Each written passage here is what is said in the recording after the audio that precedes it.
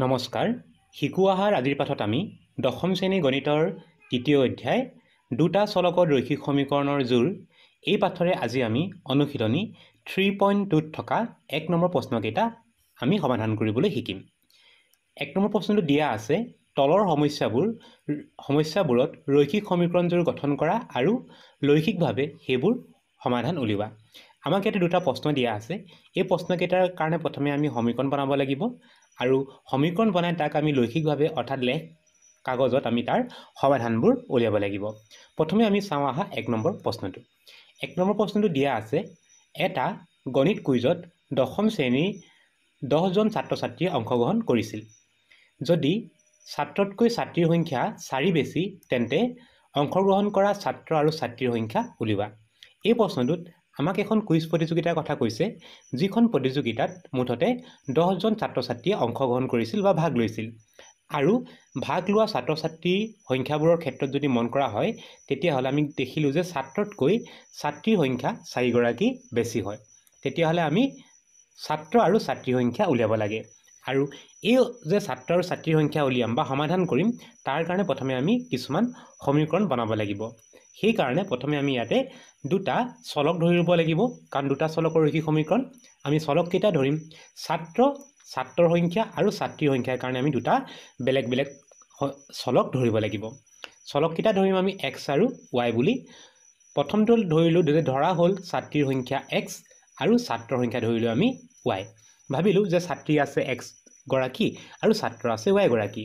আৰু ইয়াতে ক'লে যে মুঠতে 10 গৰাকী ছাত্ৰ ছাত্ৰী অংশগ্ৰহণ কৰিছে। গতিকে ছাত্ৰীৰ সংখ্যাৰ লগত যদি ছাত্ৰৰ সংখ্যা যোগ কৰি দিয়া হয় তেতিয়াহ'লে আমি 10 পাম।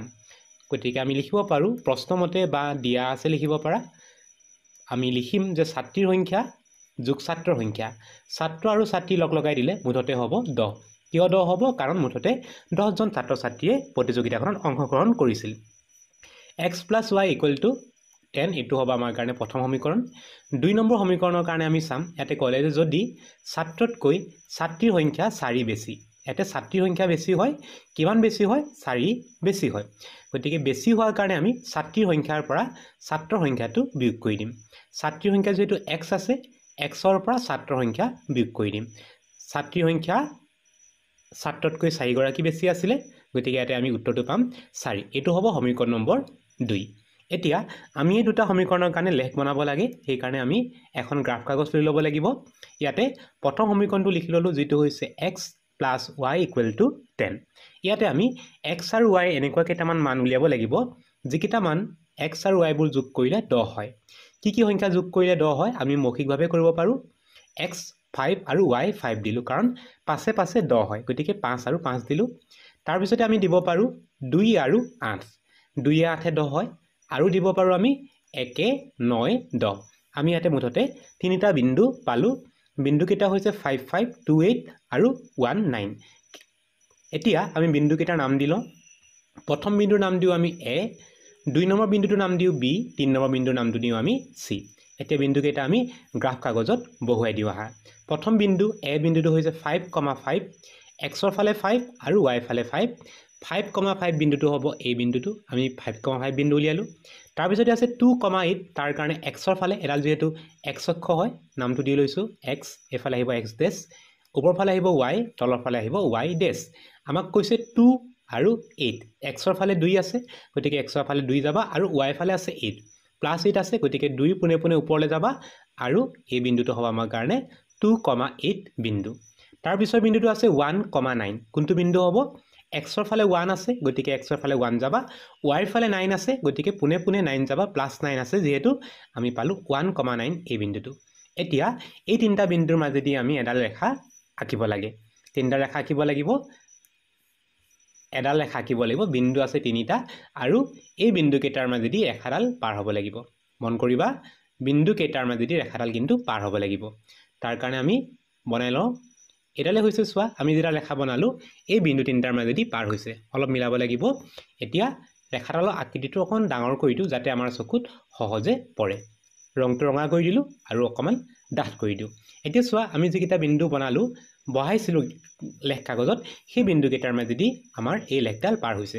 বিন্দুকেইটা দি দিওঁ। a বিন্দুটো হৈছে 5,5, এইটো হৈছে আমাৰ কাৰণে a বিন্দু।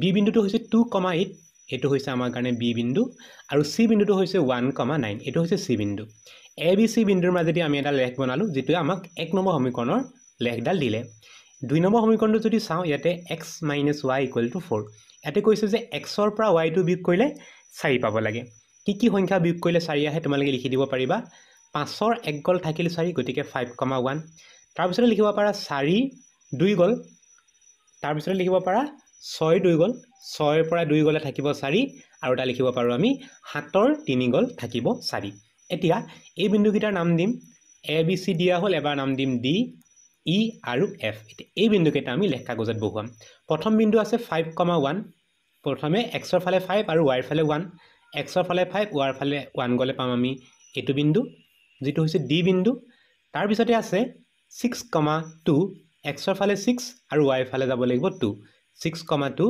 আনটো বিন্দু আছে 7,3 x ৰ ফালে 7 আৰু y ৰ ফালে যাব লাগিব 3 y ৰ ফালে 3 গলে পাম আমি এই বিন্দুটো এতিয়া এই তিনটা বিন্দুৰ মাজেদি পাৰ হোৱাকে আমি এডাল ৰেখা অঙ্কন কৰিব লাগে এই তিনটা বিন্দুৰ মাজেদি পাৰ হ'ব তিনটা বিন্দুৰ মাজেদি পাৰ হোৱা ৰেখাডাল হ'ব এনে ধৰণে পাম আমি ৰেখাডাল যিমান পাৰা তোমালোকে দীঘল কৰিবা গ্ৰাফত যাতে কটাকটিটো আমি ভালদৰে দেখিবলৈ পাওঁ বনালো আকৃতিটো ৰংটো অলপ সলনি কৰো আৰু অকমান ডাঠ কৰি দিও যাতে আমাৰ চকুত সহজে এই লেখডাল পৰে এতিয়া আমাৰ কামটো হ'ব যে সমাধানটো উলিয়াব লাগে সমাধান উলিয়াবৰ কাৰণে আমি বিচাৰিব লাগিব কটাকটি কৰা বিন্দুকেইটা নাম দি দিও প্ৰথম বিন্দুটো আছে 5,1 যেটোক আমি ডি বিন্দু দিছো এটো হৈছে আমাৰ কাৰণে ডি বিন্দু তাৰ পিছত আছে 6,2 এটো হৈছে আমাৰ কাৰণে ই বিন্দু আৰু এটা বিন্দু আছে হেতু হৈছে 7,3 7,3 টো হৈছে এফ বিন্দু এতিয়া সব কটাকটি কৰা বিন্দুটো যদি বিচাৰা তোমালোকে দেখিবলৈ পাইছা যে এই বিন্দুত বা এফ বিন্দুত ৰেখা দুডালে কটাকটি কৰিছে এই কটাকটি কৰা বিন্দুটোৱে আমাৰ লেখ দুটাৰ কাৰণে কি হ'ব সমাধান হ'ব প্ৰথমে কি কৰিবা এনেকে কটাকটি কৰাৰ লগে লগে তোমালোকে ইয়াৰ পৰা x অক্ষলৈ এডাল লম্ব টানিবা x অক্ষৰ লম্বডাল ক'ত লাগিলে 7 বিন্দুত লাগিলে তাৰ পিছতে সেই বিন্দুটোৰ পৰা y লে এডাল তোমালোকে কি কৰিবা লম্ব টানিবা y লে যদি লম্ব টানা এডাল স্কেলে টানিবা তোমালোকৰ কোন হ'ব মই এনেকে টনাৰ কাৰণে অকণ বেকা দেখিব পাৰে এটো হৈছে আমি 3 বিন্দুটোত কাটিলো তেতিয়া হলে কটাকটি কৰা বিন্দু প্ৰথম বিচাৰিবা x ৰ ফালে হৈছে 7 আৰু y ফালে হৈছে 3 আৰু বিন্দু এটাৰ স্থানাংক কওঁতে সদায় x ৰ সংখ্যাটো আগত ক'ব লাগিব x ৰ যেটো মান এটা x ৰ মানটো হৈছে 7 আৰু y মানটো হৈছে 3 কটাকটি কৰা বিন্দু হ'ব 7,3 আৰু 7 x ৰ মানটো যেটো 7 হ'ল x এ কি বুজাইছিল ছাত্ৰীৰ সংখ্যা সেই কাৰণে আমি লিখিব পাৰো যে ছাত্ৰীৰ সংখ্যা 7 জনী x আছিল ছাত্ৰী 7 জনী ছাত্ৰৰ সংখ্যাটো y আছিল y মানটো পাইছো আমি 3 ছাত্ৰৰ সংখ্যাটো হ'ব 3 জন তেতিয়া হলে সেই যিখন কুইজ প্ৰতিযোগিতা হ'ল তাত অংশগ্ৰহণ কৰা ছাত্ৰীৰ সংখ্যা হ'ব 7 জনী আৰু ছাত্ৰৰ সংখ্যা হ'ব 3 জন এবাৰ আমি যাম ইয়াৰ পিছৰ প্ৰশ্নটোলে এই প্ৰশ্নটোত দিয়া আছে 5ডাল পেন্সিল আৰু 7টা পেনৰ দাম একেলগে 50 টকা ইয়াত দুটা বেলেগ বেলেগ বস্তু কিনিছে পেন্সিল কিনিছে আৰু কলম কিনিছে আৰু দুইটা দাম লগাই দিলে প্ৰথমে পালে 50 টকা তাৰ পিছৰ বা কৰিছে কি যে 7ডাল পেন্সিল কিনিলে আৰু 5টা পেন বা 5টা কলম কিনিলে এবাৰ দিব লগা হৈছে 46 টকা আমি সমাধান কৰিব লাগে এডাল পেন্সিল আৰু এটা পেনৰ দামৰ কাৰণে সেই কাৰণে তোমালোকে ধৰিবা যিকিটা বস্তু উলিয়াব লাগে সেইকিটাই ধৰি লবা যেহেতু এডাল পেন্সিলৰ দাম উলিয়াব লাগে সেই কাৰণে আমি লিখিম যে ধৰা হ'ল এডাল পেন্সিলৰ দাম x টকা এটা পেনৰ দাম ধৰিম আমি y টকা প্ৰথম সমীকৰণটো আমি বনাবৰ কাৰণে চাম প্ৰথম আৰিকেটা 5ডাল পেন্সিল এডাল পেন্সিলত দিব লাগে x টকা 5ডাল পেন্সিল যদি কিনা হয় তেতিয়া হলে দিব লাগিব 5x টকা 5x তাৰ পিছতে কিনিব লাগিব 7টা কলম এটা কলমৰ দাম যদি y টকা হয় 7টা কলমৰ দামটো হ'ব 7y টকা এতিয়া আমি পেন্সিল আৰু কলম দুটা যোগ কৰি দিম যোগ কৰি দিলে হ'ব 50 তেতিয়া হলে প্ৰথম সমীকৰণটো আমি পালো যে 5ডাল পেন্সিল 5x 7টা পেন 7y সমান কিমান হ'ব 50 এটো হৈছে আমাৰ প্ৰথম সমীকৰণ 2 নম্বৰ সমীকৰণৰ কাৰণে পিছৰ হাইটো আমি চাম এবাৰ কৈছে 7ডাল পেন্সিল এবাৰ পেন্সিল কিনিছে 7ডাল এডালৰ দাম x টকা হয় 7ডাল কিনিলে হ'ব 7x আৰু কলম কিনিছে 5টা পেন মানে 5টা কলম কিনিছে 5টা কলমৰ দামটো হ'ব 5y দুটা লগাব লাগিব পেন্সিলৰ দাম আৰু কলমৰ দাম মুঠতে হ'ব 46 টকা 7x + 5y = 46 এটো হৈছে 2 নম্বৰ সমীকৰণ আমাক দুটা শৰ্ত দিয়া আছে আৰু দুটা শৰ্তৰ পৰা আমি দুটা সমীকৰণ বনাই ললো এতিয়া এই সমীকৰণ দুটাৰ পৰা আমি সমাধান উলিয়াবলৈ গ্ৰাফ বনাব লাগিব প্ৰথমে আমি এখন গ্ৰাফ কাগজ ল'ব লাগিব তাতে প্ৰথম সমীকৰণটো ললো যেটো হৈছে 5x + 7y = 50 এতিয়া ইয়াৰ পৰা আমি x আৰু y মানবোৰ উলিয়াব লাগে তাৰ কাৰণে আমাক যিটো সমীকৰণ আমি পাই আছোঁ তাক তোমালোকে কাষত অলপ সলনি কৰি ল'বা। আমি সমীকৰণটো পাই আছোঁ যে 5x plus 7y is equal to 50। তোমালোকে এই সমীকৰণটো এনেকৈ লিখিব পাৰা 5x is equal to 50 minus 7y। আৰু ইয়াৰ পৰা উলিয়াবা তোমালোকে xৰ মানটো যদি উলিওৱা 5টো আহিব তললৈ, ওপৰত থাকিব 50 মাইনাছ 7y। এতিয়া আমি কোনটো মান বহাব লাগিব? ইয়াতে আমি বহাব লাগিব প্ৰথমে y মান। মন কৰিবা যিটো সোঁফালে থাকে তাৰ মানটো বহাম, y মানটো আমি বহাম, তেতিয়া xৰ মানটো পাই যাম। y মান আমি কি বহাব পাৰোঁ মন কৰিবা। y মানটো প্ৰথমে বহাম আমি 0 বা 0 বহাম। 0 বহালে হ'ব 50 বিয়োগ 0। এটা মন কৰা yটো 7ৰ লগত পূৰণ হৈ আছে, গতিকে 7 0 গুণ 0, সেইকাৰণে হ'ব 50 বিয়োগ 0। 50ৰ পৰা 0টো বিয়োগ কৰিলে হ'ব 50 আৰু তলত আছে এটা 5। এতিয়া 5এ যদি 50ক হৰণ কৰা হ'ব 10, সেইকাৰণে y মানটো যেতিয়া 0 বহাবা xৰ মানটো হ'ব 10। আৰু এটা মান বহাব লাগে। এবাৰ আমি y মানটো বহাম 5। y মানটো যদি 5 বহাওঁ তেতিয়াহ'লে হ'ব 7 গুণ কৰিব লাগিব, 7 5 গুণ 35। এতিয়া 50ৰ পৰা প্ৰথমে 35টো আমি বিয়োগ কৰিব লাগিব। বিয়োগ কৰিলে হ'ব 15 আৰু 15টোক তলত থকা 5টোৱে হৰণ কৰিব লাগিব। হৰণ কৰিলে হ'ব 3। আমি y মানটো 5 বহালে xৰ মানটো পাম 3। তাৰপিছতে আৰু এটা মান বহাব পাৰোঁ আমি। y মানটো বহাই দিওঁ 10। 10 যদি বহাই দিয়া হয় তেতিয়াহ'লে ওপৰত হ'ব 50 বিয়োগ, ওপৰত আমি পাম 50 বিয়োগ 7 10 গুণ 70। 50ৰ পৰা 70 বিয়োগ কৰিলে হ'ব বিয়োগ 20 আৰু 20ক যদি 5এ হৰণ কৰা হ'ব বিয়োগ 4। তেতিয়াহ'লে 10 বহালে হ'ব বিয়োগ 4। বিন্দুকেইটা উলিয়াবলৈ তোমালোকে শিকি ল'বা ভালদৰে, কাৰণ ইয়াতে আমি দেখিলোঁ যে xৰ মানটো উলিয়াবৰ কাৰণে প্ৰথম y মানটো বহালোঁ আৰু y মানটো 7ৰ লগত পূৰণ হৈ আছে। আমি 7ৰ লগত পূৰণ কৰি 50ৰ পৰা বিয়োগ কৰিলোঁ, যিটো বিয়োগফল পালোঁ তাক আমি 5এ হৰণ কৰি দিলোঁ। তেতিয়াহ'লে 3টা বিন্দু আমি পাই গ'লোঁ। এতিয়া এই বিন্দু 3টা আমি গ্ৰাফ কাগজত বা লেখ কাগজত আমি বহুৱাই দিব লাগিব। প্ৰথমে লেখডালৰ আমি নাম দি ল'ম x ডেছ, আমি এনেকৈ নাম দি ল'ব লাগিব। এডাল হৈছে x অক্ষ, সোঁফালে লিখিব লাগিব x, বাওঁফালে লিখিব লাগিব x ডেছ। y অক্ষৰ ওপৰফালে y, তলৰফালে লিখিব লাগিব আমি y ডেছ। প্ৰথম বিন্দু বহাম যিটো হৈছে 10, 0। বিন্দুকেইটা নাম দি ল'লে ভাল হয়। a b আৰু c নাম দিলোঁ। প্ৰথম বিন্দুটো হৈছে 10, 0। xৰ ফালে যাব লাগিব 10, y ৰ ফালে 0, মানে আমি y ৰ ফালে অকণমানো যাব নালাগে। এইটো হৈছে আমাৰ a বিন্দু।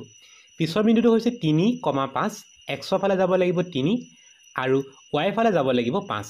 3, 5, এইটো হৈছে 3, 5 বিন্দু। তাৰপিছৰ বিন্দুটো হৈছে 10, বিয়োগ 4। নহয়, ইয়াতে কি হ'ব বিয়োগ 4, 10। xৰ ফালে যাব লাগিব বিয়োগ 4, এইটো হৈছে বিয়োগ 4।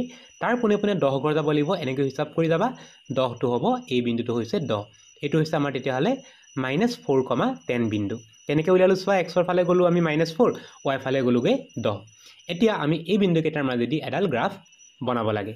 বিন্দুকেইটাৰ মাজেদি এডাল ৰেখা বনাব লাগে। ৰেখাডাল আমি ইয়াতে বহুৱাই দিম। ৰেখাডাল বহাব লাগিব a b আৰু c, এই বিন্দু 3টাৰ মাজেদি পাৰ হোৱাকৈ। বিন্দুকেইটা মিলাব লাগিব আৰু এই বিন্দু লেখডাল বহুৱাৰ পিছতে আমি 2 নম্বৰ সমীকৰণটোলৈ যাব পাৰিম। তোমালোকে স্কেলেট আনিবা, স্কেলেট আনিলে তোমালোকে সোনকালে মিলাব পাৰিবা। মই ইয়াত মিলোৱাৰ কাৰণে অকণমান সময় লাগিছে। এইটো হৈছে আমাৰ প্ৰথমডাল ৰেখা। এবাৰ আমি যাম 2 নম্বৰ ৰেখাডাললৈ। 2 নম্বৰ ৰেখাৰ কাৰণে সমীকৰণটো আমি চাম। ইয়াতে দিয়া আছে 7x plus 5y equal to 46। আমি ইয়াতে এটা কাম কৰোঁ, আগৰ সমীকৰণটোৰ নিচিনা বাওঁফালে ৰাখি দিওঁ আমি x আৰু সোঁফালে আমি লৈ যাম y2। তেতিয়াহ'লে আমি পাম যে 7x equal to 46 minus 5y। এতিয়া xৰ মানটো পাবৰ কাৰণে আমি কৰিব লাগিব 46 মাইনাছ 5y ডিভাইডেড বাই 7। ইয়াতে আমি প্ৰথমে y মানটো বহাম। y মানটো প্ৰথমে বহাম বিয়োগ 2। y মানটো যদি বিয়োগ 2 বহোৱা তেতিয়া কি হয় চোৱা। এতিয়া yটো 5ৰ লগত প্ৰথমে পূৰণ কৰিব লাগিব। 5 দুগুণে হ'ব 10। আকৌ চিনটো যদি মন কৰা বিয়োগ 5 আছিলে, বিয়োগ 2 পূৰণ কৰিলে বিয়োগে বিয়োগে হ'ব যোগ, গতিকে পাবা +10। আগত আছে 46। 46ৰ লগত 10টো যোগ কৰি দিলে হ'ব 56 আৰু 56ক তলত থকা 7টোৰে হৰণ কৰি দিবা। 7 8 গুণ 56, 8 বাৰ যাব, তেতিয়াহ'লে xৰ মানটো হ'ব 8। এবাৰ আমি আৰু এটা মান লাগে, তাৰ কাৰণে y মানটো বহাই দিম 5। 5 বহালে কি হয় চোৱা, 5 বহালে আমি yটো প্ৰথম 5 গুণ কৰি ল'ম। 5 5 গুণ হ'ব 25। 5 5 গুণ 25 বিয়োগ কৰিব লাগিব 46ৰ পৰা। 46ৰ পৰা 25 যদি বিয়োগ কৰা, বিয়োগ কৰিলে হ'ব 21। এই 21ক তলত থকা 7টোৰে হৰণ কৰিব লাগিব। 7এ 21ক যাব 3 বাৰ, সেইকাৰণে xৰ মানটো পাম আমি 3 আৰু এটা বিন্দু নুলিয়ালেও হ'ব আমি ইয়াতে দুটা বিন্দু উলিয়াই লৈছোঁ তিনিটা বিন্দু উলিয়ালে দশমিকত আহিব পাৰে গতিকে আমি দুটা বিন্দু ললোঁ আৰু এতিয়া আমি এই বিন্দু দুটাৰ মাজেদি এটা ৰেখ বনাব লাগিব বিন্দুকেইটা নাম দিওঁ এটা নাম দিম D আৰু আনটো বিন্দুৰ নাম দিম E এতিয়া এই বিন্দু দুটাৰ মাজেদি আমি এডাল ৰেখা এডাল আমি আঁকি দিওঁ কোনকেইটা বিন্দু হয় আমাৰ কাৰণে এতিয়া বিন্দুকেইটা আমি বহাই ল'ব লাগিব গ্ৰাফ কাগজত বিন্দুকেইটা বহাই লওঁ প্ৰথমটো হৈছে 8, -2 xৰ ফালে যাবা 8 আৰু y ফালে আহিবা -2 এইটো হৈছে আমাৰ কাৰণে D বিন্দু তাৰ পিছৰ বিন্দুটো আছে 3, 5 xৰ ফালে যাব লাগিব 3 আৰু y ফালে যাব লাগিব 5 এইটো হৈছে 3, 5 বিন্দু এতিয়া এই বিন্দুটো হৈছে আমাৰ কাৰণে তেতিয়াহ'লে E বিন্দু এতিয়া আমি এই বিন্দু দুটাৰ মাজেদি এডাল কি আঁকিব লাগিব এডাল ৰেখা আঁকি দিব লাগিব এডাল ৰেখা আঁকিম আমি D আৰু E বিন্দুৰ মাজেদি D আৰু E বিন্দুৰ মাজেদি যিমান পাৰ ৰেখাডাল দীঘল কৰিব লাগে গতিকে আমি দীঘল কৰি দিলোঁ এতিয়া চোৱা আমি দুটা ৰেখা বনালোঁ সেই ৰেখাডালে ক'ত কটাকটি কৰিছে আমি এইমাত্ৰ অঁকা ৰেখাডালে আমি অলপ আগতে অঁকা ৰেখাডালক বা 1 নম্বৰ সমীকৰণৰ ৰেখাডালক কটাকটি কৰা বিন্দুটো আমি দেখিবলৈ পাইছোঁ ইয়াতে কটাকটি কৰিছে সেই কটাকটি কৰা বিন্দুৰ পৰা আমি কি কৰিব লাগিব x হলে আমি ডটকে টানিলোঁ xৰ ফালে ক'ত কাটিছে 3ত কাটিছে গতিকে xৰ মানটো হ'ব 3 আৰু y লে যদি চাওঁ y কাটিছে 5 নম্বৰ বিন্দুত y মানটো হ'ব 5 তেতিয়াহ'লে আমি ইয়াৰ সমাধানটো পালোঁ সমাধানটো আমি বিচাৰি পালোঁ কটাকটি কৰা বিন্দুটো হৈছে কিমান হ'ব xৰ ফালে 3 y ফালে 5 বিন্দুটো হ'ব 3, 5 কটাকটি কৰা বিন্দুটো হ'ব 3, 5 আৰু x হৈছিলে এডাল পেঞ্চিলৰ দাম গতিকে পেঞ্চিলৰ দাম লিখিম 3 টকা আৰু এটা কলমৰ দাম হ'ব 5 টকা এইটোৱে হ'ব ইয়াৰ সমাধান ছাত্ৰ ছাত্ৰীসকল আজিৰ পাঠটি ইমানেই আছিল আজিৰ পাঠটি ইমানতে সামৰিছোঁ নতুন এটি পাঠৰ আলোচনাৰ সৈতে তোমালোকক পুনৰ লগ পাম বুলি আশা ৰাখিলোঁ নমস্কাৰ